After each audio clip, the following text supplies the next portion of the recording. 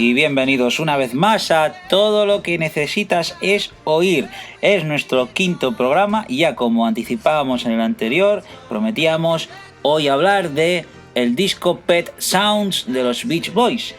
Y bueno, aparte de decir yo personalmente que es un disco que me gusta mucho, que es de esos primeros discos que me han descubierto la música pop, rock, como algo más que un simple divertimento, situamos este disco como uno de los más grandes y más importantes de la historia, pero ya, vamos, demostrado por críticos y músicos de todo el mundo a niveles ya estratosféricos. Estamos hablando de que la revista Times en el año 1993 lo pone en el número 1 de los 100 mejores álbumes de todos los tiempos. La revista Rolling Stone lo sitúa en el número 2, solo superado por el Sgt. Pepper's Lonely Hearts Club Band de los Beatles, pero vamos, ahí vamos a descubrir incluso una historia a la par entre este disco de los Beatles y este de los Beach Boys. La revista Quo en el año 2004, entre los 20 mejores álbumes de entre el año 54 y 69, lo pone en el puesto número 4. Uncut lo pone en el puesto número 2, entre los 20 mejores álbumes.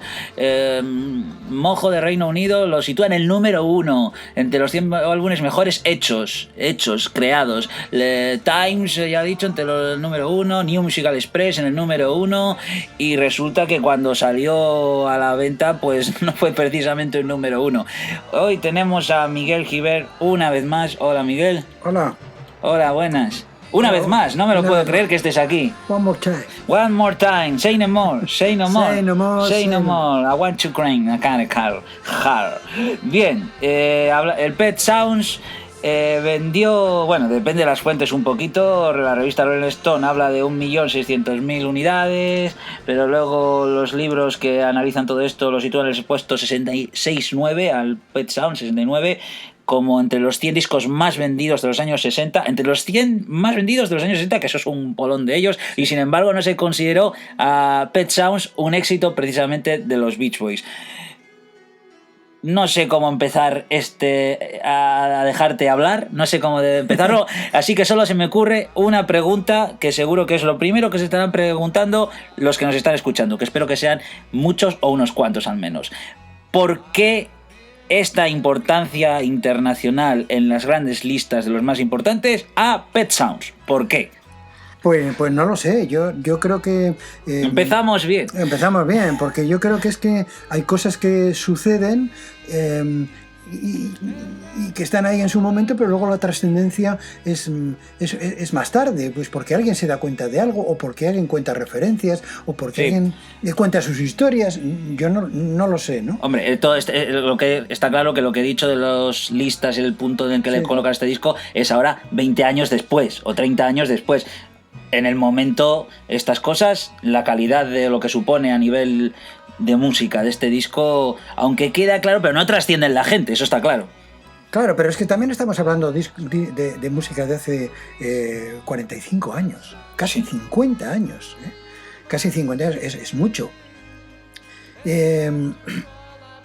Los Beach Boys eran un grupo que hacía singles, es decir, canciones de éxito en Estados Unidos, canciones con un tipo de finalidad de bailar o de moverse en Estados Unidos, tenían cierta trascendencia, pero aquí en esos años antes lo que surgió fue el British Sound, o sea, había que luchar contra el British Sound porque... El sonido británico, porque eso era lo que estaba transformando muchas cosas, ¿no?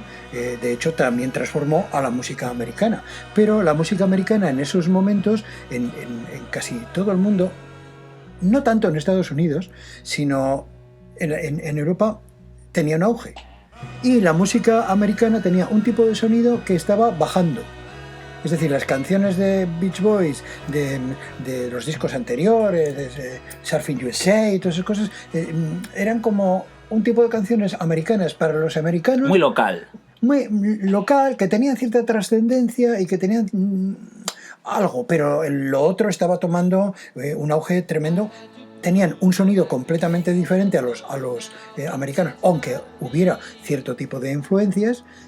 Y el aspecto de los ingleses de esa época, músicos, al aspecto de los americanos, tú lo habrás comprado mucho, es absolutamente radical. Hombre, claro. Absolutamente hablamos radical. De los Beatles, hablamos de los Rolling Stones, de todos. De los Hermits, los Kings, los Who, todos les estaban comiendo. Cuando anteriormente el aspecto de los grupos americanos, de los grupos con chaquetita. Más conservadores. Más el buen americano, ¿no? O el buen americano. El buen americano un poco heredado de Elvis también. No, bueno. Porque era también el modelo de buen americano a pesar de. No creas. Eso había influenciado mucho en los grupos europeos, que se vestían de la misma manera, ponían las caritas de las mismas maneras, etcétera. Incluso hasta sus formaciones. Y los sonidos también. Pero es que después cambia todo. Y al cambiar el aspecto de la expresión de la gente joven, de los grupos ingleses, con los grupos americanos y el cambio de su sonido, pues ahí ocurre algo extraño. Alguien se queda desfasado. Y nadie quiere quedarse desfasado en esta carrera. Y resulta que quien se desfasa, pues son precisamente los americanos. Sí. Se desfasan en muchas cosas, que eso no quiere decir que no sean buenos, ¿eh? Como voces, como bien cantar, eran mucho mejores. Pero es que dejó de llevarse el bien cantar, y dejó de llevarse el bien vestir, y dejó de llevarse el aspecto playero, y dejó de llevarse el aspecto rubio, alto, fuertecito con el pelo cortado, a cero, para pasar a una cosa completamente horrible. Es decir, los músicos de los grupos ingleses tenían granos, le faltaban dientes, los pelos estaban cortados, las vestimentas eran completamente distintas. Y a la forma de hablar a veces era un poco, parecían un poco tarados.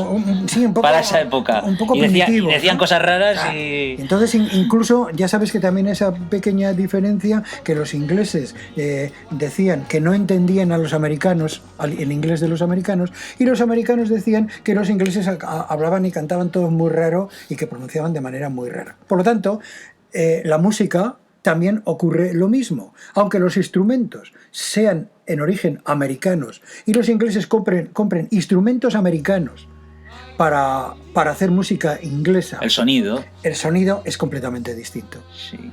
Y eso es lo que marca la diferencia supongo yo, que será en Pet Sounds y en algunos de los discos que teóricamente influenciaron a músicos como Beatles o como McCartney, etcétera, que descubren ese tipo de cosas, aunque sabían mucho de la música americana. Es decir, indudablemente... En esta época... ¿Eran los Beach Boys el grupo americano por excelencia? No. Quiero decir, al menos de mayor poder. No, yo creo. Poder no. de divulgación, por así decirlo. No. ¿Los más exitosos? Pues no lo sé. Yo creo que la música americana era estaba muy bien divulgada por el mundo. Muy diversificada. Muy diversificada. La gente admiraba mucho las orquestas americanas, los grupos americanos de voces, McAndrew Sisters, todo un grupo de cosas. Siempre habían sido muy aceptados en todo el mundo, porque la verdad es que hacían las cosas pues muy bien. Los americanos tienen una tradición, lo mismo que los ingleses. Lo que pasa es que los ingleses tienen siempre una tradición de cantar a coro, de hacer voces, etcétera, etcétera, que quizás en Europa no estaba. Bien, y entonces sucede que estamos en el año 66.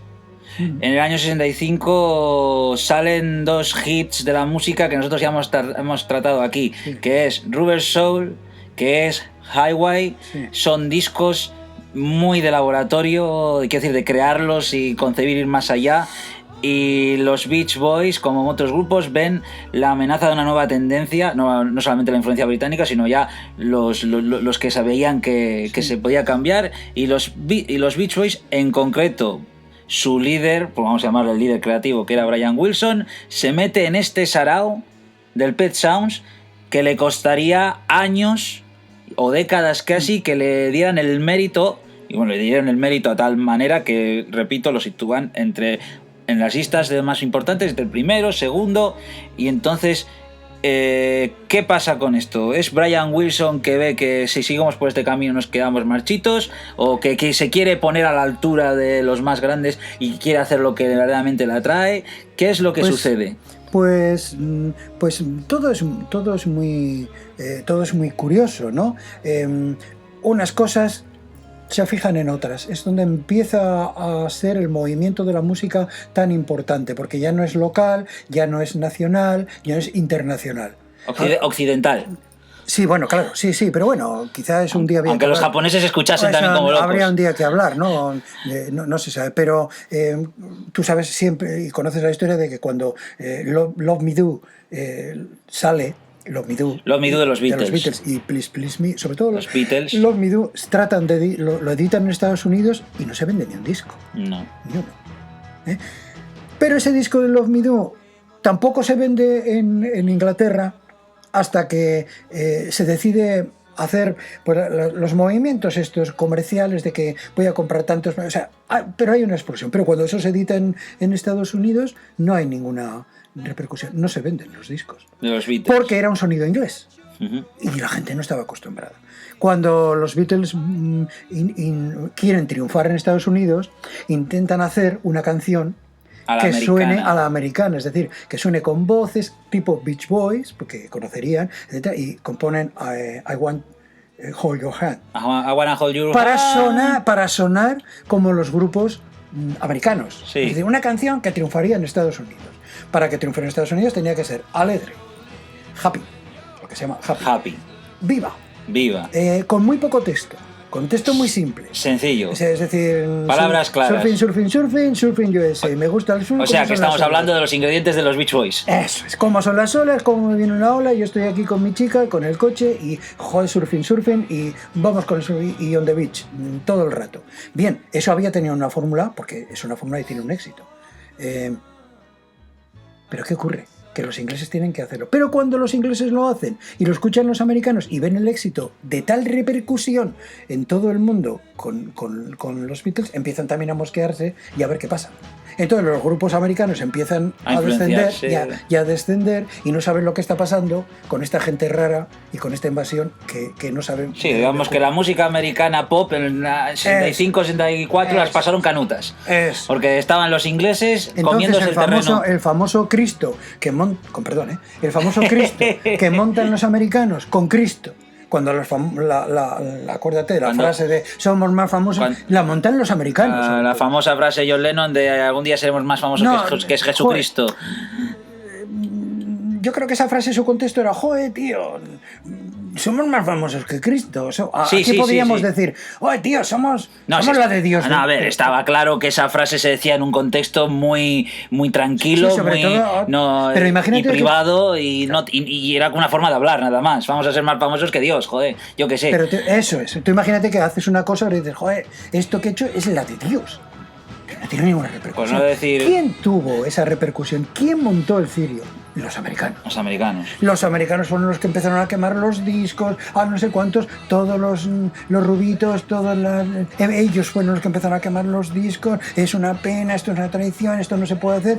Es lo de siempre. Le buscaban las cosquillas al imperio inglés de la música, y los Estados Unidos reclamaba a sus buenos chicos americanos bien aceptados, pero aquí uniformados. Pero aquí, como siempre ocurre, quienes se fijan en la música generalmente es los músicos. Exacto. Y los músicos americanos como Brian Wilson... Porque los músicos pertenecen al mismo planeta, al planeta de los músicos.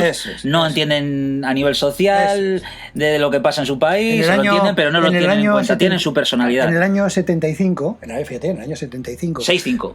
7-5. En el año 75, cuando Dylan hizo el álbum Blood on Tracks, sí. Que es un álbum muy bueno, remezclado varias veces, tenía muchas dudas.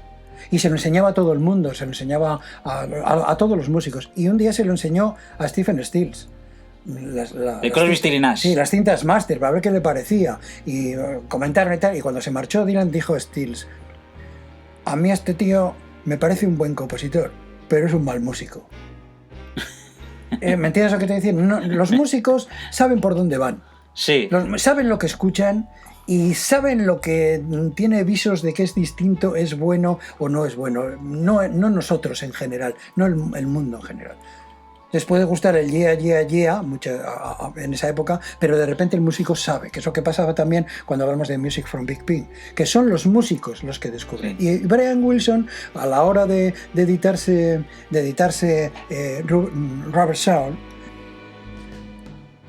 pues porque los músicos empiezan a tomar muy en serio algo que estaba cambiando en la música y que estaba cambiando a nivel internacional en muchos aspectos. Relativo a la composición, al trabajo con la música, en la sala de grabación... Eso es, claro.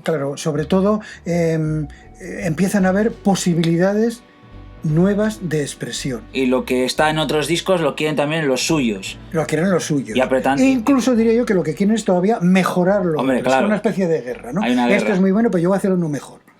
Y digamos que la inspiración de lo que supone Rubber Soul se transmite en Pet Sounds, obviamente. La idea. Pero Pet Sounds va más allá de los claro. Trabaja los efectos, trabaja con una orquesta, trabaja, incluso hay canciones sin voz, sí. Hay simplemente experiencias musicales que realizan, y luego un trabajo de sonido equiparable al que entonces también se estaba poniendo de moda, que era el trabajo del muro de sonido de Phil Spector, sí. Que incluso Brian Wilson hace su propia versión del muro de sonido, claro. Y eleva la música de su disco a unos niveles casi catedral. Claro. Yo creo que es muy importante tener en cuenta que las técnicas de grabación inglesas, europeas, y las técnicas americanas tenían una diferencia tremenda. Aquí se grababa, en Europa no había máquinas de 4 pistas, solamente había 2 pistas estéreo, pero en Estados Unidos ya hace un tiempo que se grababa con 4 pistas.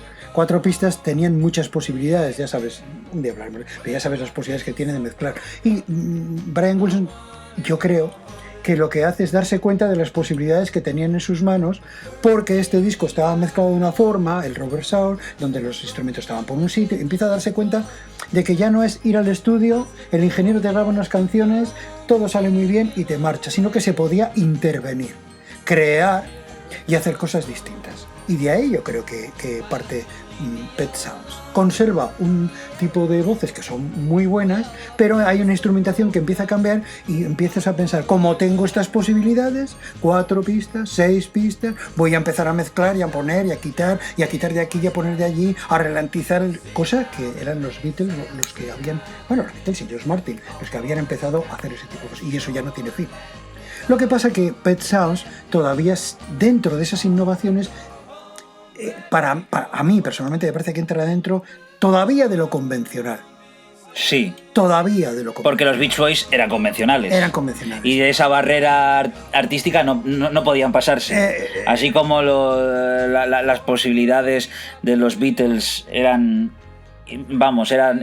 millones, variadas, o sea, los Beach Boys eran los Beach Boys y seguirían siendo los Beach Boys, y supongo que esas serían las frustraciones de Brian Wilson también, de que incluso él mismo, por rechazo de su propio grupo, tuvo que hacer un disco que fuera pensado para que los Beach Boys lo cantasen, o sea, porque el propio grupo estaba muy reticente con el famoso Mike Love. Sí, su primo. El primo expresó quién va a querer oír esta mierda, y dijo también aquello de esto no va a quererlo escuchar ni un perro, o sea, con lo cual pues desde luego ni siquiera tenía el favor del grupo.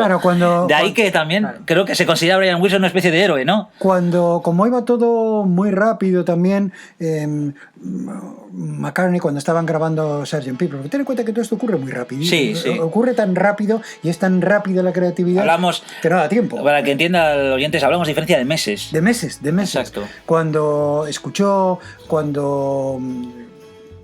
cuentan siempre las historias, ¿no? Cuando Wilson, muy orgulloso, le enseñó a McCartney, fíjate lo que hemos hecho y esto, y este tipo de sonido. McCartney, que estaban trabajando en Sgt. Pepper's, dijo para sí, pues no vais a encontrar nada con lo que estamos haciendo, o sea, no tenéis ni idea de lo que estamos haciendo. Y todas estas cosas pues desembocaron en que Brian Wilson pues se metió en el tema de las drogas completamente desesperado, tuvo una depresión tremenda, porque claro, oye, los músicos, sí, una vez más los músicos y los artistas son como son. El tema de las drogas una vez más estaba aquí dentro, y según cuentan las malas lenguas, incluso del propio grupo, comentaba Mike Love que Brian Wilson abrió su mente para hacer Pet Sounds gracias al LSD. Sí, claro. Y ellos lo miraban un poco con cara de hoy, ¿qué está haciendo este tío? Y para poder equipararse después al Sgt. Pepper, Brian Wilson todavía se metió más y acabó fatal. Fatal, porque además cuando tienes estas posibilidades en las grabaciones de aumentar las pistas de sonido y las posibilidades de mezclas, llega un momento en que no pones límite, que esto es las personas que están acostumbradas a diseñar en Photoshop o en los nuevos programas de también se meten en LSD. No, lo que ocurre es que están tantas posibilidades y si ahora en esta capa le pongo otra capa, pero en la otra capa le pongo esto para luego hacer la otra capa, llega un momento en que como no decidas esto se ha terminado, puedes estar así durante meses añadiéndole esto, quitándole otro y nunca satisfecho. De hecho, la elaboración de Pet Sounds es como una de esas cosas que destacan por encima de otros discos. Hará unos años Capitol Records, que es la casa discográfica de los Beach Boys, editaba una caja del Pet Sounds con 4 discos. Teníamos un disco con las canciones originales en estéreo, y luego en el mismo disco iba acompañado de sesiones, de versiones con diferentes sesiones. Luego había un disco número 2 con más sesiones, luego disco número 3 con las voces aisladas, un disco número 4 con bonus track, como se suele decir. En algunas partes ya sonaba el Good Vibrations, que sería también una de las canciones más famosas, pero desde luego Brian Wilson, con el paso de los años, lo que te ha tratado es, porque esta caja está producida por Brian Wilson, pero se ha preocupado de decir, yo hice esto y esto fue muy importante. El propio autor tuvo que reclamar diciendo, oye, que esto influyó mucho. Desde luego lo que más orgulloso se puede sentir Brian Wilson es que inspiró a los Beatles para el Sgt. Pepper, pero claro, al mismo tiempo fue su perdición el Sgt. Pepper. Pero volviendo un poco a eso, en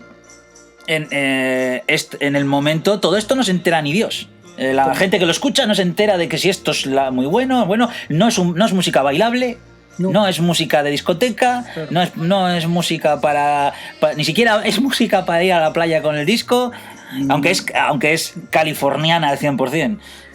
Y son los Beach Boys. Sí, es californiana y luego se convirtió en negurítica y luego se convirtió en bilbaína y a lo mejor luego se convirtió en, yo qué sé, en zarauzutarra. Volviendo al caso.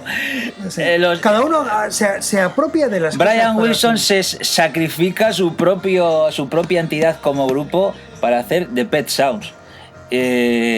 Y era ese riesgo que cometían era porque después de todos los Beach Boys se pueden hacer lo que les dé la gana, claro. Tenían el favor del público y resulta que no del todo. Hombre, todo que repito que decir que Pet Sounds es un fracaso vendiendo 1.600.000 y estando entre los 100 discos más vendidos es relativo también, ¿no? Porque a veces se habla de los fracasos porque en vez de ser el primero eres el cuarto. Que es muy curioso porque a partir de esto los Beach Boys caen en picado y ya no vuelven a hacer un éxito así tremebundo en la vida. Toda su vida. Entonces, claro, si tú tienes esas posibilidades, puedes sacar una caja con 5, con 17, con las voces, con solamente los mugidos, los ruidos, lo que tú quieras. A los Beach Boys el verano se les terminó con Pet Sounds.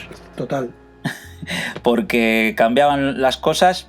Pero todo es un ciclo. Sin embargo, pero es un caso curioso que la culminación musical de un grupo sea su portazo final, por así decirlo, aunque luego harían más músicas, pero como tú dices, ni a la altura de esto, ni imposible que lo estuvieran, porque lo que pasaba alrededor les sobrepasaba. Pero eso yo creo que ha pasado con todos, con muchos artistas, con muchos autores. Bueno, Dylan también encontró su cima.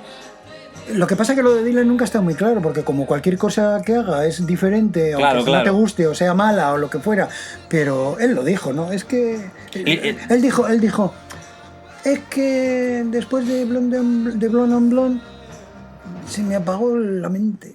O sea, como diciendo, es que es muy probable que los Beatles nunca llegaran a confesar que se les apagaba la mente, y sin embargo también tuvieron que dar cierre. En el año 68 fue cuando los Beatles cerraron. O sea, eso es una nada. O sea, estaba toda la vuelta de sacado. Pero es que ya no las personalidades se hacen muy muy potentes y ya no hay sensación de conjunto, sino es sensación de individualidad. Y lo que ha sucedido con 4 individualidades juntas, a lo mejor no sucede con una sola. No. Es diferente, ¿no? Pero bueno, Pete Sounds está allí. Mi experiencia personal, como siempre suelo hablar, la mía es diferente. Bueno, pues... Yo cuando sale el disco no hago absolutamente ni caso a ese disco, porque me parece una horterada. Así, me parece, a mí, Sí. a mí. En su momento me parece un tipo de cosas que ya me estaban dando un poco antes la turrada con The Beach Party. Sí, con un disco donde se cantaban al ¿cómo se llama esto? Al calor de la hoguera, cancioncitas The Beach Party era haciendo voces, un disco... pero allí había canciones de Dylan y canciones de los Beatles. Sí, sí. Y como me parece una idiotez, pero vuelvo a decir que yo no tengo razón. Es que hay que aclarar, The Beach Party, para los que no conozcan un poco el asunto, The Beach Party es un disco previo de Pet Sounds, me parece, en el que se trata de una especie de experiencia sonora para los que lo escuchen, en el que os oímos a los Beach Boys cantar a la luz de la hoguera. Sí, que es mentira. No, es mentira, ya es una sabes que es grabación. mentira todo Esto, eso. pero luego hay gente... se supone rodeados de chicas, chicos de son los Beach Boys cantando canciones, Beach Boys veando a Dylan, Beach Boys veando a los Beatles y luego de paso soltando alguna de las suyas. Es un disco que también tuvo su... Pero bueno, es un disco extra, como quien dice, ¿no? O sea... Ya, pero por ejemplo, yo te puedo decir... Pero estaba clara su influencia ya. Claro, pero ese disco que produjo un éxito tremendo, la canción Barbara, sí. Yo es que a mí me parecía el colmo de la horterez. Pero fíjate qué voces, digo, sí, a mí me parece muy bien, pero a mí esto me parece una horterez, cosa que no me pareció tanto Gut Vibrations. Me pareció que estaba bien, que tenía algo muy especial y que tenía una especie de sonidos un poco ya más originales, pero como en España estaba prohibida radiarla, estaba prohibida porque decía Good Vibrations y luego decía Sensations. Pues aquí no se podía decir sensations ni good vibration, porque era buenas vibraciones, buenas sensaciones, pues... Malo, pecado. Bueno, pero esa calidad de esa canción de Good Vibration que obviamente no la podemos despegar del mundo del Pet Sounds porque empieza a gestarse ahí. Se gestó dentro del mundo de Pet Sounds, pero también Would It Be Nice, Slop John B o God Only Knows, que se ha convertido en un himno, son canciones cumbre, son fantásticas estas canciones. No son las horteradas de Surf and USA. No. Están en el borde. Están en el borde. A mí prácticamente el añadir, en esa época el añadir 4 saxos y cascabeles haciendo clas y todas esas cosas no era de mi atractivo, pero también es verdad que sabían hacer composiciones otra vez molonas, porque como puede ser Long for a While, se llama, ¿no? La vuelta de Good Vibrations, Long for a While, me parece que era, que es un instrumental que es moloncillo, o sea, te quiero decir...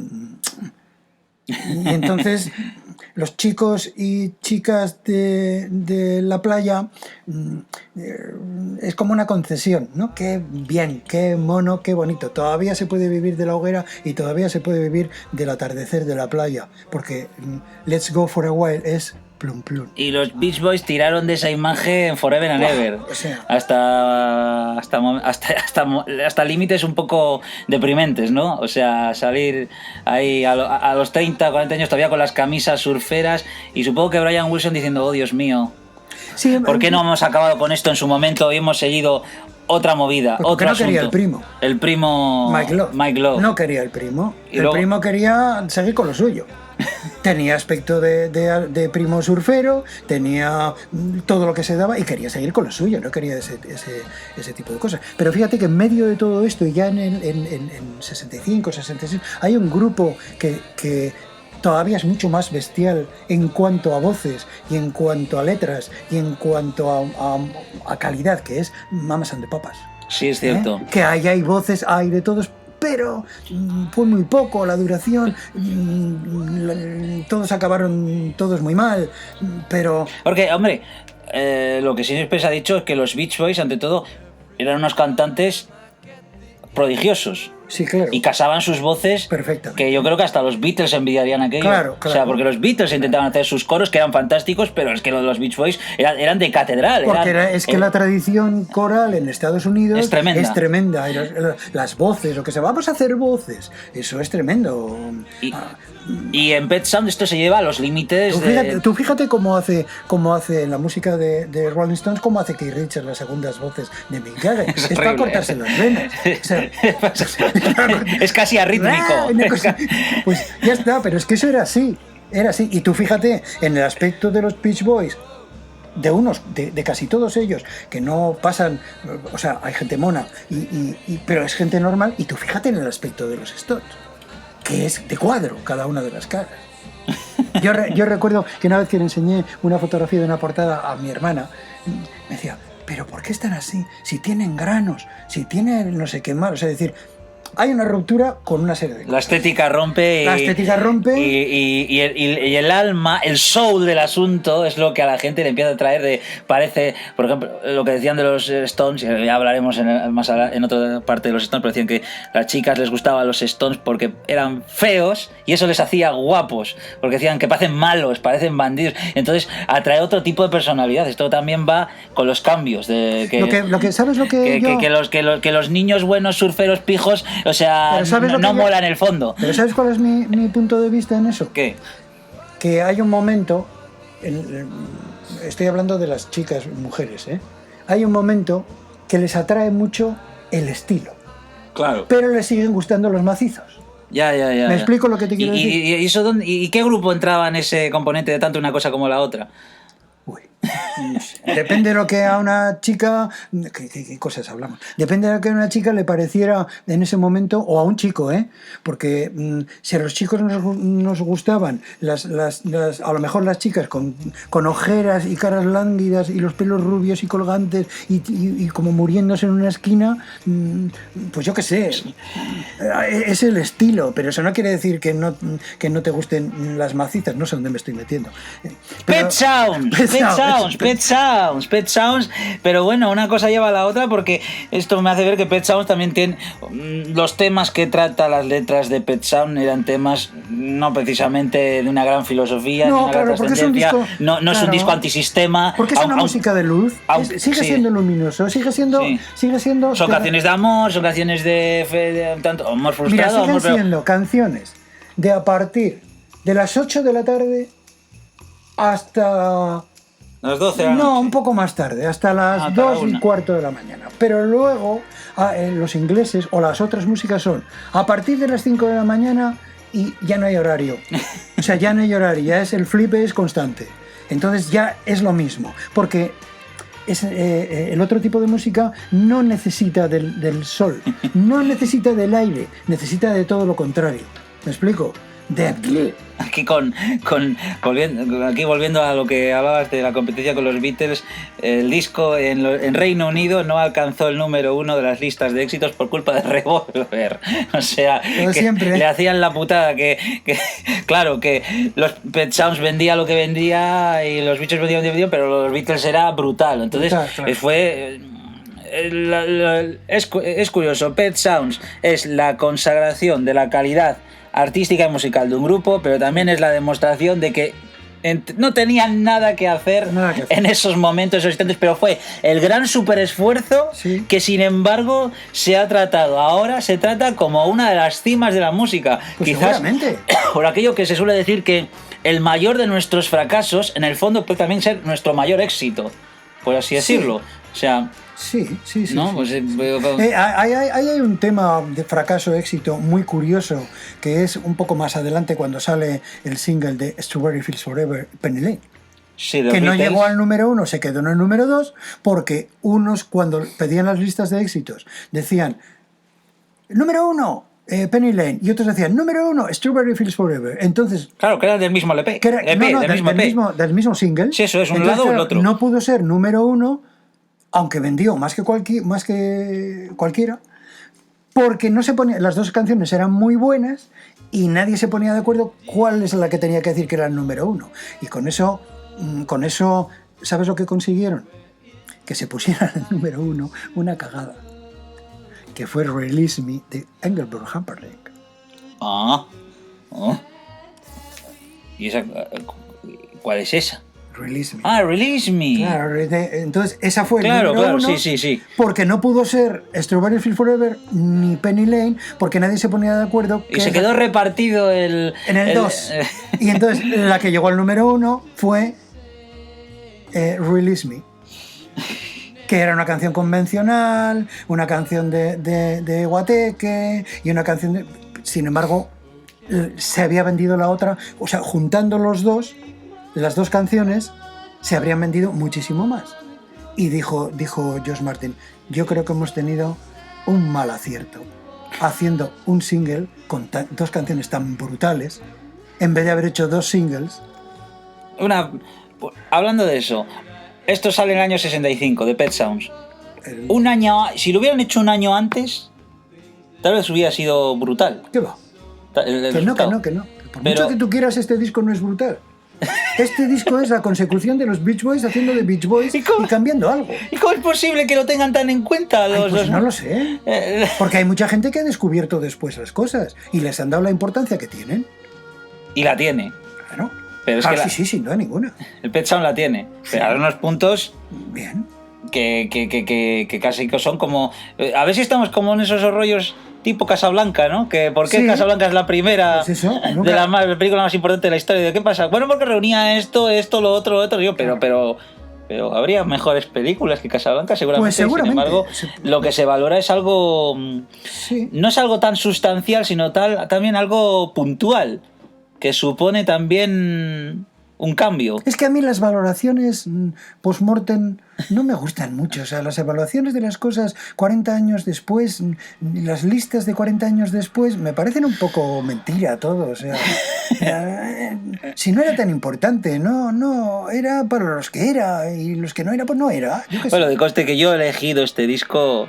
Primero porque está muy bien situado entre los más importantes y segundo porque a mí personalmente me gusta mucho y curiosamente muchos hemos descubierto la música pop en su valor más interesante a través de estos discos, a través de Sgt. Pepper, a través de Beach Boys, de Pet Sound quiero decir, porque tiene algo en común, que es música que habla sobre la propia música que se mete en el mundo de la música, sí. Que no es una cosa tan...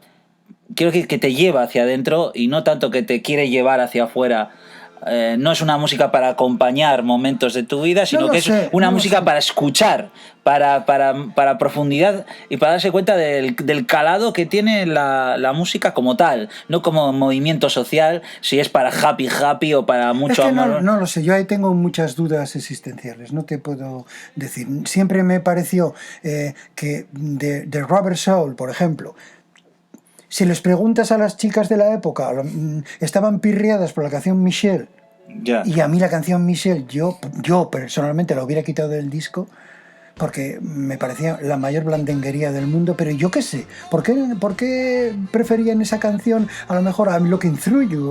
O pues yo qué sé, o sea... Claro, lo mismo pasa con Pet Sound, que la gente se acordará para siempre de Surfing USA, y sin embargo God Only Knows... Sí. De Beach Boys, bueno, también, de Pet Sounds, es una canción prodigiosa. Sí, pero también es que en los Beach Boys, en este disco y en todo lo no perdieron esa sensación de juventud al sol, es que no la perdieron, la perdieron otros grupos, pero este disco para mí sigue siendo no fueron tan cantautores, por así decirlo. No fueron tan rompedores, pues esto es un sonido bonito, las canciones son bonitas, pero no es, joder, qué cosa. Si se hicieron verdaderas brutalidades en la época, o sea, verdaderas innovaciones, verdaderos discos terribles, pero bueno, siempre te cuento lo mismo. A veces hacemos un día un programa de hacer una encuesta a pie de calle a gente que ha vivido esta época de alguna manera, a ver qué ha significado para ellos en su día o ahora, qué significa Pet Sounds o qué significa Blonde on Blonde. Como no me vaya a California a preguntar a la pues gente. Es que en California a lo mejor tampoco, yo qué sé, en California tampoco. Bueno, vamos. Mira, y fíjate, para terminar con todo esto, en esta época que se habla de esta música, en España se estaba conviviendo con los brincos. y las vocecitas de los brincos, y qué bonita era con un sorbito de champán, y cómo la otra tarde estaba, ¿cómo es? La otra tarde estaba con Lola, o sea, con Lola. Y a lo mejor a continuación se estaba escuchando Carolina, yo qué sé, no te puedo decir. Sí que esto, resumen, sí que esto marca una época, sí que es música tremendamente bien hecha, una experimentación muy grande y tiene su valor. Y ya está. Y no hay que darle más vueltas. Y no hay que darle más vueltas. El que lo vive o lo vivió, lo habrá vivido cada uno a su manera y ya está. Es como... No tengo nada más que decir. El director de cine Cameron Crowe hablaba sobre Pet Sounds, porque Cameron Crowe, todo hay que decirlo, ha sido director no solo de muchas películas, sino también de conciertos y ha hecho seguimientos especialmente a Neil Young, pero hablaba de Pet Sounds como un disco que le defraudó cuando lo compró y ahora lo considera como una especie de tesoro, como una especie de ser inadaptado, que es el disco. Entonces resumimos Pet Sounds como un disco, como una especie de heroicidad de un hombre que fue Brian Wilson, que con las limitaciones que tenía sacó lo mejor de sí mismo y fue una inspiración para algo que fue quizás, y lo es, no es quizás, mucho más importante, que es lo que supondría el Sgt. Pepper y lo que supondría también el principio de la despedida de una época, de una forma de concebir lo que son los grupos y la música, lo que se escuchaba, para pasar a otra fase, a otro nivel. Que sea más o menos interesante ya es cuestión de cada uno. Pero, como una vez más, yo ya sé que es un disco hortera para ti. No. que no, eran horteras los anteriores. No hortera. Con los amaneramientos de los Beach Boys, que no son precisamente santo de tu devoción. No. Precisamente.